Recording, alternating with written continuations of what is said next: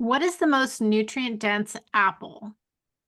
Oh, well, crab apples. If you're counting crab apples, if you're not, I'm pretty sure it's Granny Smith's. They're tart. They have a little bit lower sugar content, and that tartness tends to be associated with higher polyphenols. So, of the common varieties that you can get in the grocery store, and actually, I should make note that the USDA Food Central database, which is where we get most of the nutrition data to do the Nutrivore Score calculation, most of that data comes from like a big bunch of measurements done in 2011 and a big bunch of measurements done in 2016. And there's a ton of varieties of apples that have become popular since then that are just not in the database. Like I don't have data for Honey Crisp or Cosmic Crisp or like Pink Lady apples, which I feel like have been around for quite a while now. So I really just have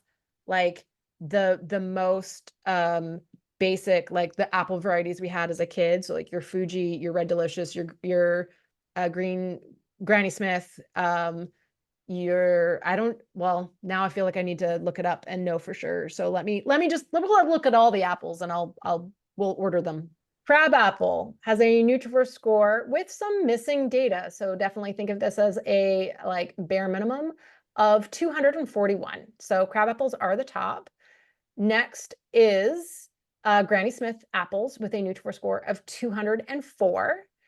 And then I wish this was ordered by Nutrivore Score. It's ordered by alphabetical. So I'm like trying to like do the math in my head as I look at it. Like all the rest, all in one go. So Gala apples and Golden Delicious both have a Nutrivore score of 141, and Red Delicious has a Nutrivore score of 140. That's basically identical. And then Fuji apples not far behind that with a Nutrivore score of 131. And that is the extent of the apple varieties for which I have data. So there's like at least 5 other varieties of apples that are really easy to find now in grocery stores that are probably somewhere in the mix. That's actually a pretty tight range between like 140 and 200. So they're probably in that neighborhood, and I don't think we need to overthink it.